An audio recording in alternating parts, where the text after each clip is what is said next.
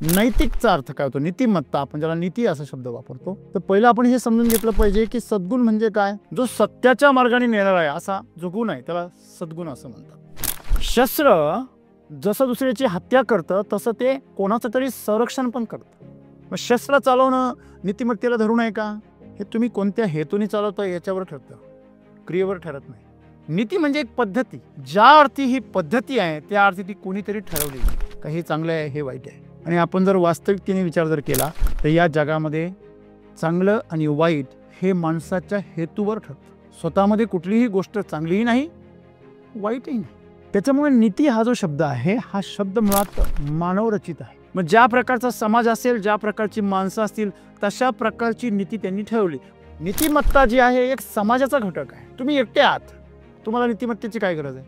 कृष्ण काय म्हणतात की दुष्टांचा संहार करणं हे सत्य मार्गावर आचरण करणं आहे. सत्याच्या रक्षणासाठी तुम्ही जे काही कराल ती नीती आहे आणि असत्यासाठी जे काही कराल ती अनिती आहे. मग सत्याच्या रक्षणासाठी तुम्ही काहीही जरी केलं तरी ती क्रिया नीती.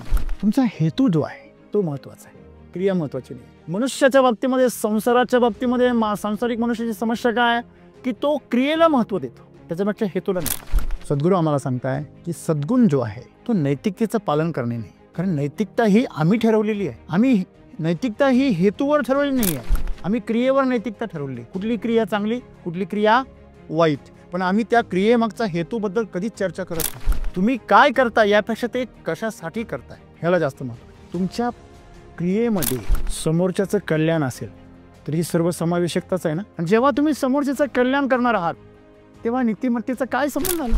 तुम्ही सत्याच्या मार्गावर चालल्याशिवाय तुम्ही दुसऱ्याचं कल्याण करूच शकत नाही. दुसऱ्याचं कल्याण करता म्हटल्यावर ती एक स्वतःच एक नीतिमत्ताच आहे ना. ती स्वतःमध्येच अशी नीती आहे का ती गरजेची आहे.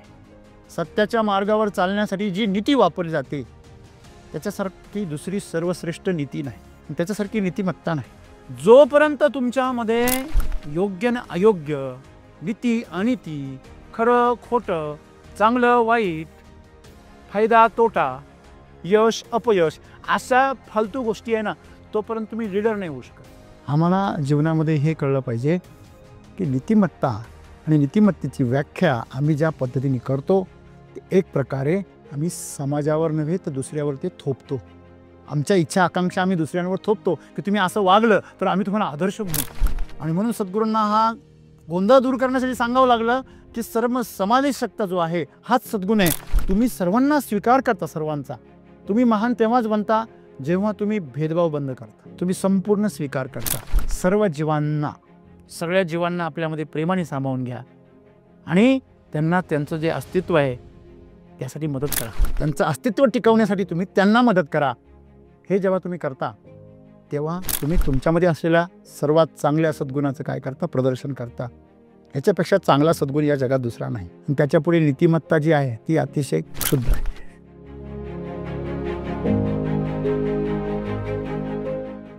ज्यावेळेस सद्गुण असतात त्यावेळेस नैतिकतेचा सुद्धा तो एक भाग असतो.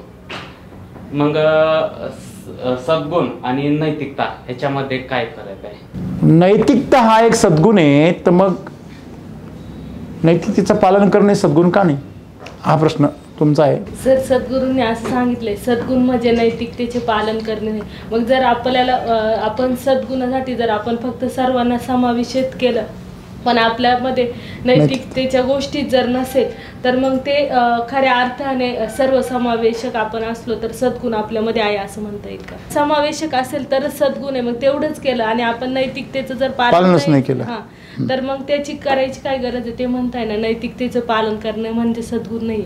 ओके. समावेशकता हा जर गुण जर आपल्यामध्ये जर घ्यायचा आहे तर सगळ्यात पहिले आपल्याला नीतिमत्ता आपल्यामध्ये तरी असायला पाहिजे. ते अध्यात्माशिवाय भक्ती करू शकत नाही जसं म्हटलं जातं तसं सर्वसमावेशकता व्हायचं असेल तर नीतिमत्ता तरी आतमध्ये असायला पाहिजे. सद्गुरू तर उलटच सांगताय की तुमच्यामध्ये नीतिमत्ता नसली तरी चालेल पण सर्वसमावेशक असले पाहिजे. सद्गुरू असं सांगताय की सद्गुण म्हणजे नैतिकतेचं पालन करणे नाही आहे, परंतु सर्व जीवांसाठी समावेशक बनणं हाच मोठा सद्गुण आहे. पण समावेशकता तर सर्वांमध्येच, म्हणजे देव आणि दानव हे दोघं पण समावेशकच होते. म्हणजे दानव पण एकत्रच राहत होते आणि देवही एकत्र राहत होते, त्यांच्यामध्ये पण समावेशकता आहे. तर मग जर नैतिकताच नसेल तर समावेशक बनून पण मग मित्र हो, आजचा जे सद्गुरूंचा संदेश आहे त्याच्यामध्ये आपल्याला ते गोंधळून टाकणार आहे, कन्फ्युजन निर्माण करणार आहे की एका बाजूला सद्गुरू सांगतायत की सद्गुण आणि दुसऱ्या बाजूला सांगतायत नीतिमत्ता नाही, नैतिकता नाही. आज आपण बघतो जर मुलाने काही गुन्हा केला तर त्याच्या वडिलांनी त्याची जबाबदारी घेतली पाहिजे नैतिकतेला अनुसरून.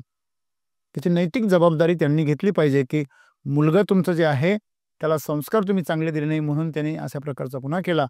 ती नैतिक जबाबदारी वडिलांनी घेतली पाहिजे. नैतिकचा अर्थ काय होतो? नीतिमत्ता, आपण ज्याला नीती असा शब्द वापरतो. तर पहिलं आपण हे समजून घेतलं पाहिजे की सद्गुण म्हणजे काय.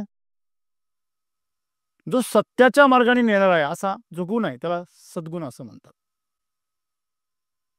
सद म्हणजे सत्याचा मार्ग, सदाचार, चांगला आचार.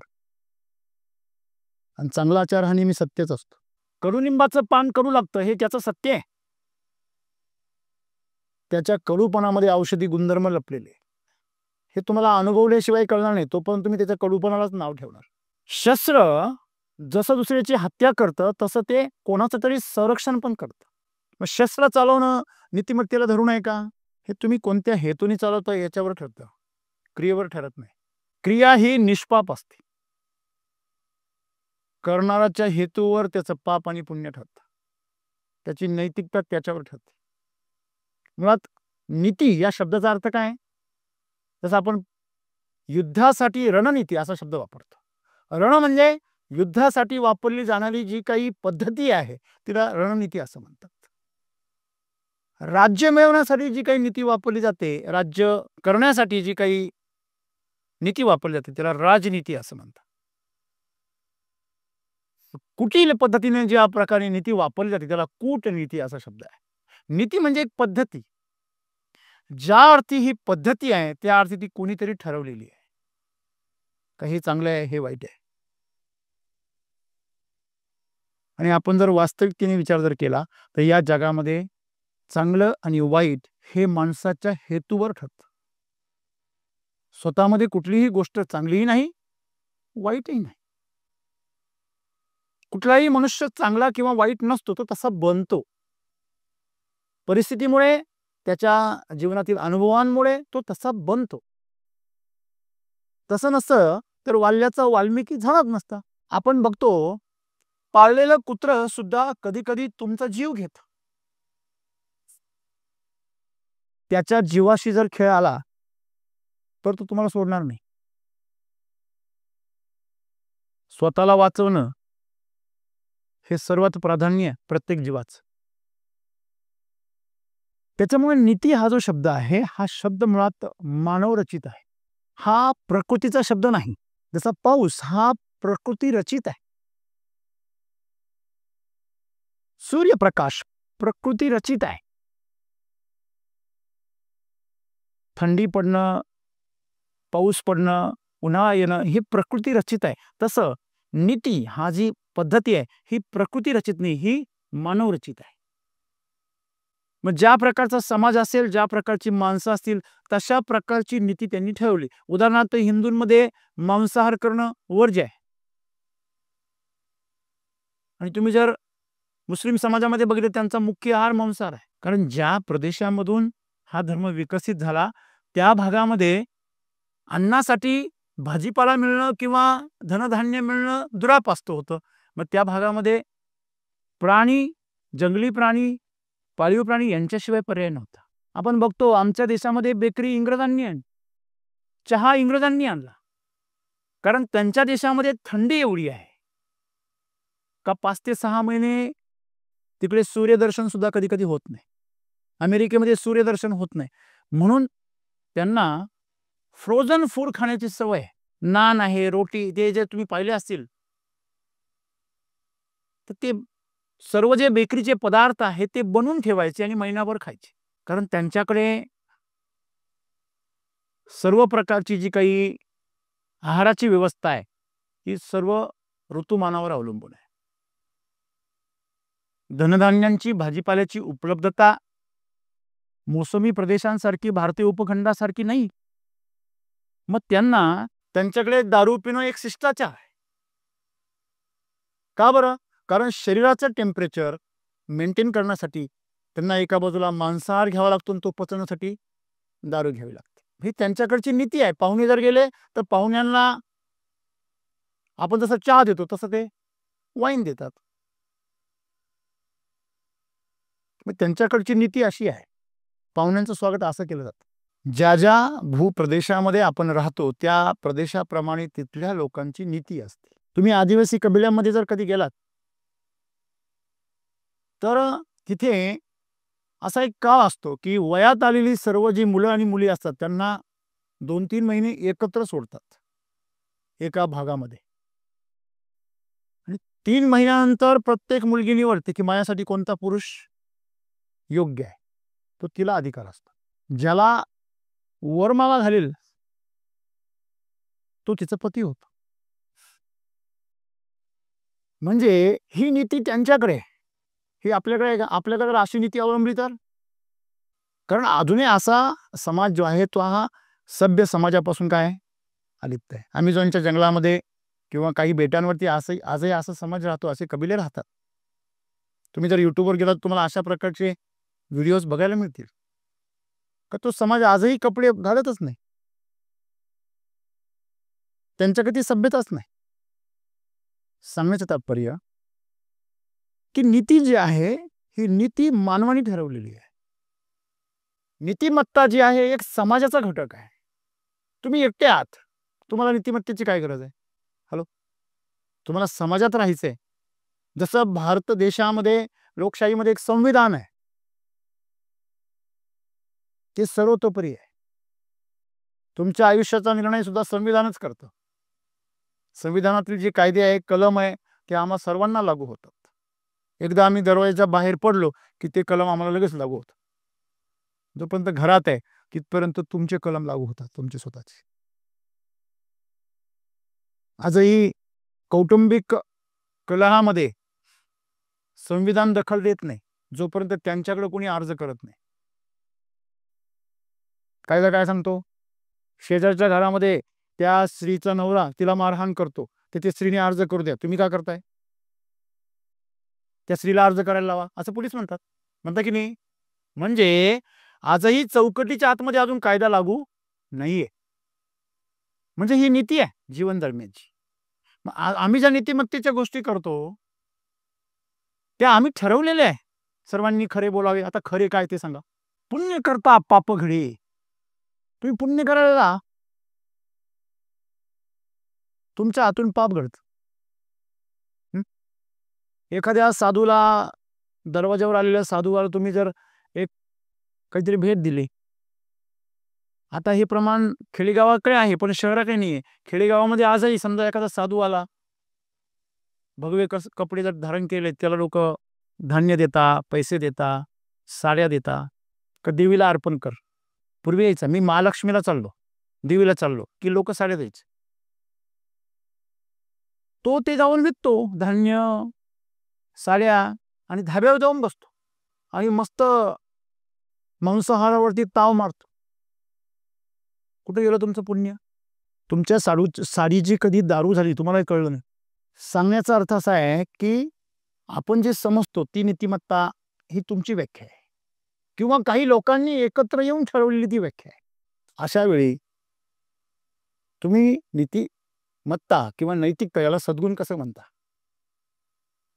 जर समाज परत्वे, संघटन परत्वे जर तुमची तत्व बदलत असतील तर ती नीतिमत्ता असू शकत, ती नैतिकता असू शकत नाही. आपण पुराणामध्ये जर अभ्यास केला, धर्मराज म्हणून ज्याची ओळख होती, जो जे बोलतो ते काय असतं? सत्यच बोलतो, तो खोटं कधी बोलत नाही. तो सुद्धा द्रोणाचार्याचा मुलगा जेव्हा मारला गेला, तो खरंच मारला गेला होता का आधी? नाही. पण द्रोणाचार्यांना भावनिक करून त्यांना भावनिक दृष्ट्या कमजोर करणं गरजेचं होतं. नाहीतर ते तर गुरु होते सगळ्यांचे, त्याला अर्जुन हरू शकत नव्हता. आपल्या गुरुला कसा हरू शकेल? गुरु काही हातचा असतो राखून ठेवलेला.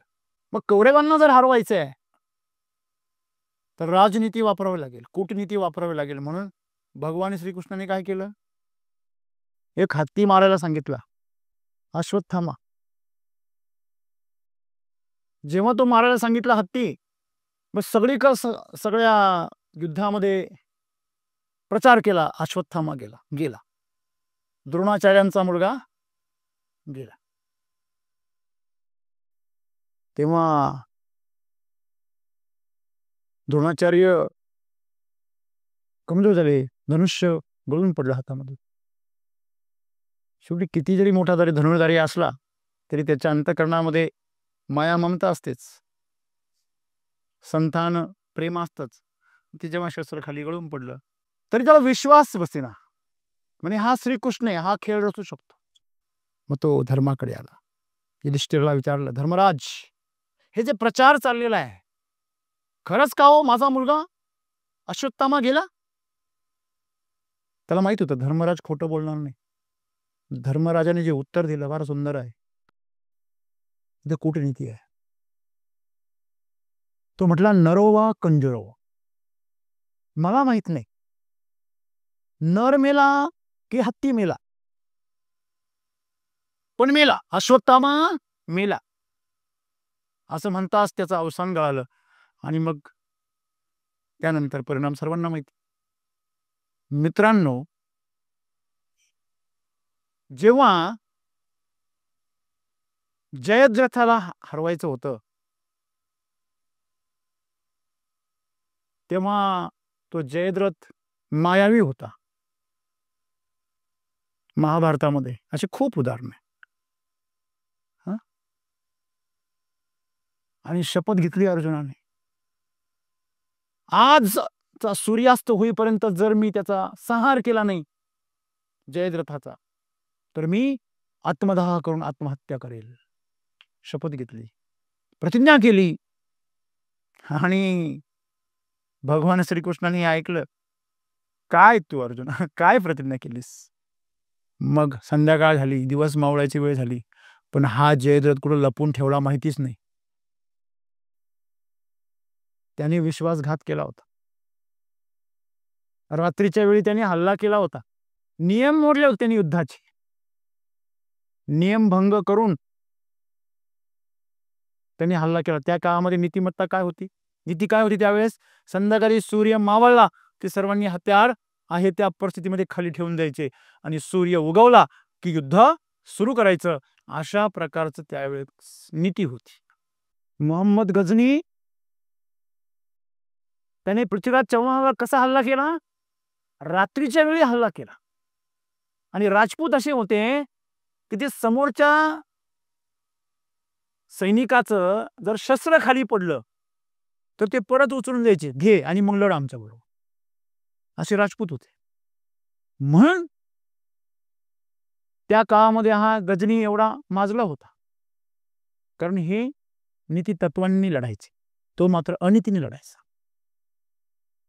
तो अनितीने लढायचा म्हणून तर त्याच्या कंठस्नानामधून तीर आरपार गेला आंधळ्या पृथ्वीराज चव्हाणाच्या हातातून. ही प्रकृती आहे. मग सांगण्याचं तात्पर्य, जयद्रथ अशा प्रकारे जेव्हा लपला तो बाहेर येईना. तो बाहेर कधी येणार? कृष्णाला माहिती होतं की हे त्याला लपून ठेवणार आणि सूर्य मावळला की तो बाहेर येणार आणि आपण जसं म्हणतो ना, नंगा नाच करणार. कृष्णाने काय केलं? मायेद्वारे सूर्य काय केला? झाकून टाकला. कौरवांना असं वाटलं की सूर्य मावळला. जयद्रथ आणि सगळे कौरव समोर आले आणि अर्जुनाला म्हणू लागले, चल शरणरच, चल चल स्वतःला जाऊन घे, आत्मदाह कर, तुझा शब्द पाळ अर्जुना. आणि तेवढ्याच वेळामध्ये मायेद्वारे झाकलेला सूर्य कृष्णाने परत उजागर केला आणि बोलला, हा सूर्य आणि हा जयद्रथ, घे त्याचा जीव, घे त्याचे प्राण. असं जर पाहिलं तर श्रीकृष्ण तर अनितीनेच वागत होता, सगळं खोटच वागत होता, सगळं राजकारण करत होता.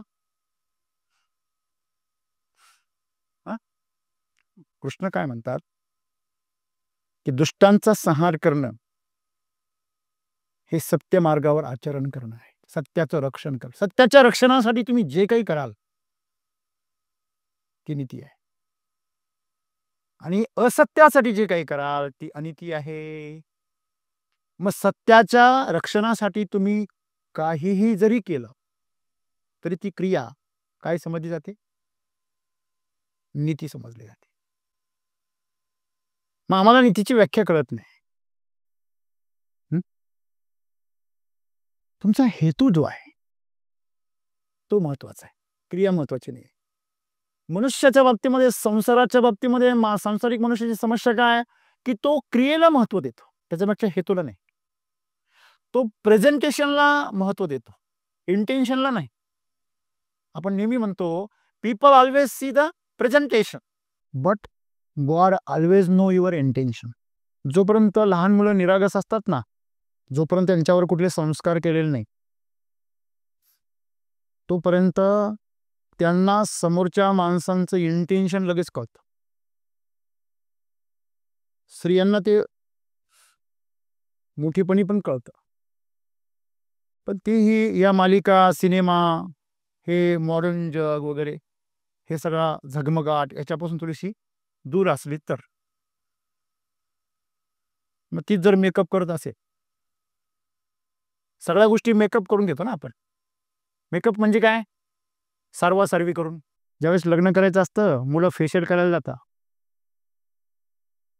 तो न्हावी सगळी सारवाच करतो ना. हॅलो, सारवणी माहिती का तुम्हाला? आई लहानपणी गावाकडे आजही शेण घेते आणि आपलं अंगण काय करते? सारवते. ते ब्युटी पार्लरमध्ये किंवा न्हावी असो, तो तेच करतो ना, ते घेतो आणि सारवतो आणि सारवासारवी करतो. मी हिनवत नाहीये किंवा द्वेष करत नाही किंवा खिल्ली उडवत नाही. मी वास्तवाचं वर्णन करतोय. तुमच्या आतमध्ये जे सौंदर्य आहे ते बाहेर काढण्याची कोणाला इच्छा नाही, कारण त्याला किंमत मोजावी लागते. प्राणायाम, योगा, डाएट, ह्या गोष्टी या फालतूगिरी आहे. मग त्यापेक्षा एक क्रीम ओढली का संपलं काम. पण त्यांना हे कळत नाही, हे मेक ओव्हर केलेलं आहे, हे मेकअप केलेलं आहे. प्रसाधन येते सौंदर्याचं, प्रसाधन. प्र म्हणजे बाहेरचं आहे की नाही. आणि म्हणून नीतिमत्ता अशाच प्रकारचं एक प्रसाधन आहे, बाहेरून ओढलेलं आहे. तुमचं जे काही दर्शन आहे, समोरचं प्रदर्शन, त्याच्या आत तुमचं दर्शन लढलेलं आहे. मग माणसाचं दर्शन कधी होतं? तुमच्यामुळे त्याच्यावर काहीतरी संकट येऊ द्या, त्याचं लगेच दर्शन होतं. त्याचं काहीतरी नुकसान होऊ द्या फक्त तुमच्यामुळे, त्याला कळू द्या हे तुमच्यामुळे झालं. तुम्हाला साक्षात दर्शन होणार, तोपर्यंत प्रदर्शन. मला कधी कधी हसू येतं की लोक म्हणतात चला हे प्रदर्शन बघायला, चला ते प्रदर्शन बघायला. दर्शन घ्यायला कोणीच बोलवत नाही.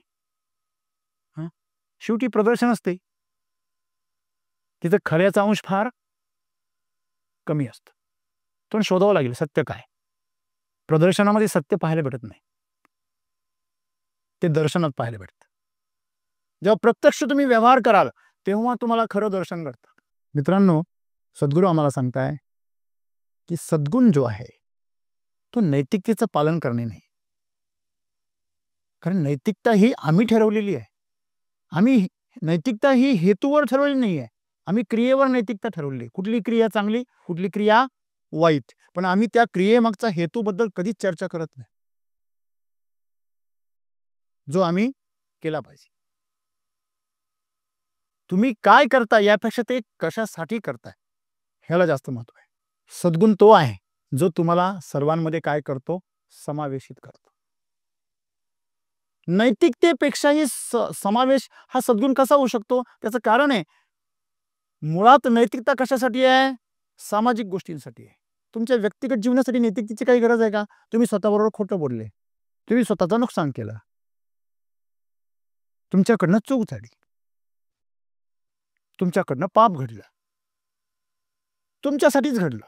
तुम्ही आज उपवास धरला आणि ऑफिसमध्ये गुलाबजाम आले तुम्ही एक खाल्ला,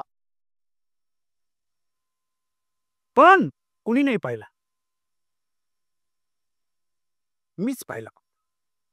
मग उपवास कंटिन्यू. स्वतःसाठी नीतिमत्तेची गरज नाही. आपण स्वतः कितीही लबाड्या केल्या असतील, विश्वासघात केले असेल, फसवणूक केली असेल, स्वतः बरोबर तिथे नैतिकतेची गरज नाही. कपडते तुम्ही जुनी लोक म्हटली असतील मी माझ्या नजरेत उतरलो. आताचे लोक म्हणतात का? लोक म्हणतात तू माझ्या नजरेतून उतरला. तुमच्या क्रियेमध्ये जर समोरच्याचं कल्याण असेल तर ही सर्व समावेशकताच आहे ना. आणि जेव्हा तुम्ही समोरच्याचं कल्याण करणार आहात तेव्हा नीतिमत्तेचा काय संबंध आला? तुम्ही सत्याच्या मार्गावर चालल्याशिवाय तुम्ही दुसऱ्याचं कल्याण करूच शकत नाही. दुसऱ्याचं कल्याण करता म्हटल्यावर ती एक स्वतःच एक नीतिमत्ताच आहे ना. ती स्वतःमध्येच अशी नीती आहे का ती गरजेची आहे.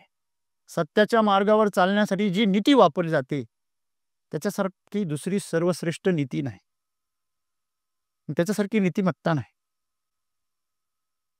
दुसऱ्याला काय वाटतं यापेक्षा माझं अंतःकरण मला काय सांगतं याबाबत जागृत राहणं हीच नीतिमत्ता आहे. नीतिमत्ता दुसऱ्याच्या व्याख्येत बसणारी किंवा दुसरा तुमची मूल्यमापन करणारी ती ठरत नाही. बरोबर आहे. परंतु समाजामध्ये आज बघा प्रत्येकजण दुसऱ्याचं मूल्यमापन करण्यासाठी फार उतावीळ आहे, पण स्वतःचं मूल्यमापन करण्यासाठी कोणालाच इंटरेस्ट नाही. तो म्हणतो मी ओके आहे, एकदम आपण परफेक्ट आहे. हे बाकी समाजाचा प्रॉब्लेम आहे. आपण पहिलं पण चांगलं आहे हो, आपली भावना चांगली, सगळं चांगलं, फक्त नांदत नाही भावना आपल्या काही एवढंच आहे. आपली भावना चांगलीच आहे पण नांदत नाही तुमच्याकडे. सद्गुरूंना हे सांगायचे की समावेश करणं दुसऱ्याला ह्याच्यासारखा सद्गुण नाही. मित्रांनो हे लक्षात ठेवा, जोपर्यंत तुमच्यामध्ये योग्य न अयोग्य, नीती अनिती, खरं खोटं, चांगलं वाईट, फायदा तोटा, यश अपयश अशा फालतू गोष्टी आहे ना, तोपर्यंत तुम्ही लीडर नाही होऊ शकत. तुम्ही तोपर्यंत महान नाही होऊ शकत. एखादा व्यक्ती असा असतो की त्याला असं वाटतं सर्व समाजाचं कल्याण झालं पाहिजे, तेव्हा तो महान असतो. संतांना कधी वाटलं नाही, संतांनी कधीही धर्मावर किंवा जातींवर कधीही भाष्य केलं नाही. का नाही केलं? कारण ते सगळ्यांकडे मानव म्हणून बघायचे. सगळ्यांक आपल्यासारखंच बघणं याच्यासारखं काय समावेशकता पाहिजे. जर आपण नीतीबद्दल बोलायला गेलो तर मग आमचे देव सुद्धा अनितीने वागत होते असं तुम्हाला कोणीतरी म्हणे. एका धर्माचा दुसऱ्या धर्माच्या देवाला नाव ठेवील, बघा तुमचा देव स्वतःची बायको नाही वाचू शकला, हॅलो, त्याची तुम्ही पूजा करता. प्रभू रामचंद्रांबद्दल असं प्रकारची वक्तव्य करणारी लोक तुम्हाला भेटतील, आपलीच भेटतात हिंदूंमधली. दुसऱ्यांची गरज काय? सांगण्याचं तात्पर्य काय की आमचं जे अज्ञान आहे ते आम्हाला अहंकारी बनवतं आणि मग आम्ही काही पण वक्तव्य करायला लागतो. आमचं आकलन बालिश आहे. म्हणून सद्गुरूंना हे सांगावं लागलं. ते कन्फ्युजन नाही करते, ते कन्फ्युजन दूर करताय, परंतु आम्ही कन्फ्युज आहे पहिल्यापासून. हॅलो, आम्हाला काळी झालेली, आम्हाला सगळं पिवळच दिसतं. समोर काही पण दाखवते तुम्हाला पिवळच दिसतं. चोर असतो त्याला वाटतं की नेहमी का असावं, चांदणं असावं, दिवस उगूच नाही. का? चोरी नाही करतायत. चांदणं पडलं, चांदणं दोनच लोकांना आवडतं, एक चोर आणि एक गुंड. एकच झाले ना ती. मग दुसरं कोण राहिलं? प्रेम करणारे, त्यांना कल्पनेतलं चांदणं आवडतं, त्यांना दिवसा प्रेम करायला भीती वाटते. मित्रांनो, आम्हाला जीवनामध्ये हे कळलं पाहिजे की नीतिमत्ता आणि नीतिमत्तेची व्याख्या आम्ही ज्या पद्धतीने करतो ते एक प्रकारे आम्ही समाजावर नव्हे तर दुसऱ्यावर ते थोपतो. आमच्या इच्छा आकांक्षा आम्ही दुसऱ्यांवर थोपतो की तुम्ही असं वागलं तर आम्ही तुम्हाला आदर्श म्हणू, आम्ही तुमचा सन्मान करू. बरोबर आहे. आणि म्हणून सद्गुरूंना हा गोंधळ दूर करण्यासाठी सांगावं लागलं की सर्व समावेशकता जो आहे हाच सद्गुण आहे. तुम्ही सर्वांना स्वीकार करता, सर्वांचा. तुम्ही महान तेव्हाच बनता जेव्हा तुम्ही भेदभाव बंद करता, तुम्ही संपूर्ण स्वीकार करता सर्व जीवांना, सगळ्या जीवांना. हो, डासावर पण प्रेम करा. एक लक्षात ठेवा, या सृष्टीमध्ये कुठलीही गोष्ट विनाकारण तिचं स्वतःचं काय आहे, अस्तित्व आहे, तिचं स्वतःची भूमिका आहे, फक्त ती आम्हाला माहीत नाही. जर तुम्हाला काटे नको असतील तर तुम्हाला फुलंही मिळणार नाही. तुम्हाला दुःख नको असेल तुम्हाला सुखही मिळणार नाही. तुम्हाला जर पेन हवं नसेल तर तुम्हाला गेन मिळणार नाही. तुम्हाला जर तिखट हवं नसेल तर तुम्हाला गोडही मिळणार नाही. मिळणार नाही म्हणजे काय, गोड खाण्याचा जो आनंद आहे तो नाही मिळणार. सुखाचं जे अनुभूती आहे ती नाही मिळणार. जिंकण्याचा आनंद हरण्याशिवाय नाहीये. तुम्ही कधी हारलेले असाल तर जिंकण्याचा, तो कायमच जिंकतो. तो म्हणते काय रुटीन कार्यक्रम आहे. जो कायमच 5 स्टार हॉटेलमध्ये फिरतो ना तो म्हणतो चुलीवरची भाकर मिळेल का, आणि जो चुलीवर भाकर खातो तो म्हणतो 5 स्टार मध्ये मिळेल. एकामुळे दुसऱ्याचं अस्तित्व, हे लक्षात ठेवा. आणि सद्गुरू असं म्हणता, चुलीवरची भेटो नाही तर 5 स्टार मधली भेटो, दोन्हींच्या बाबतीमध्ये मी काय आहे, स्थितप्रज्ञ आहे.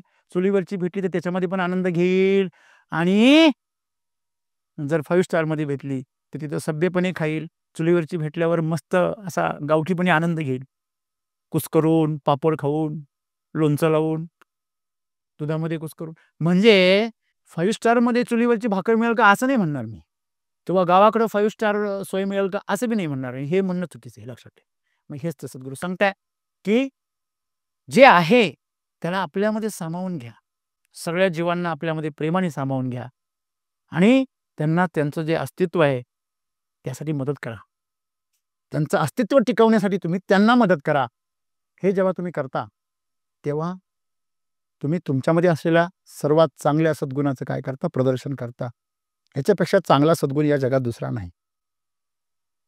कारण माणसाचा जन्म जो आहे तो ह्या प्रकृतीचा एक अंश आहे, आणि ज्यावेळेस तुम्ही तुमच्या अंशाप्रती आभार प्रकट करता आणि त्याची उतराई होण्याचा प्रयत्न करता, जसं आपण जन्माला आलो आईबापाच्या पोटी, तर आईबापाचं जे उपकार आहे ते फेडण्यासाठी आपण पूर्ण जन्मभर त्यांचं ऋणी राहतो आणि प्रयत्न करत राहतो. तर विचार करा, त्यांनाही पोषणारं, त्यांच्याही पालन पोषण करणारी ही जी प्रकृती आहे तिच्याप्रती आमची भावना कशी असली पाहिजे. अजान आम्ही तुझी लेकरे, तू सर्वांचा पिता, प्रेमाने तुझं नमितो गातो, तुझ्या गुणांच्या कथा. बस हेच आहे. ते परमेश्वर असेल, अल्लाह असेल, काय येशू असेल, बुद्ध असतील, ह्या सर्वांच्या प्रती त्यांना आदरस्थानी मानून ही सगळी लेकरं त्याचीच आहे असं म्हणून जेव्हा तुम्ही जगायला लागाल ना तेव्हा तो सद्गुण आहे. आणि त्याच्या पुढे नीतिमत्ता जी आहे ती अतिशय क्षुद्र आहे. लक्षामध्ये, नीतिमत्ता एक सामान्य गोष्ट आहे, परंतु सद्गुण एक महान गोष्ट आहे. कन्फ्युजन होण्याचं काही कारणच नाही. म्हणून सद्गुरू आम्हाला सांगता की तुमच्या जीवनामध्ये जेव्हा तुम्ही सर्वांना सामावून घेण्यासाठी सुरुवात करता ना तेव्हा तुम्ही जे जीवन जगतात तीच एक नीतिमत्ता आहे. बघा, ज्या ज्या धर्मसंस्थापकांनी समाजाला सामावून घेतलं, प्रत्येक धर्मसंस्थापकांची तुम्ही कहाणी, त्यांचं चरित्र वाचा, अभ्यास करा.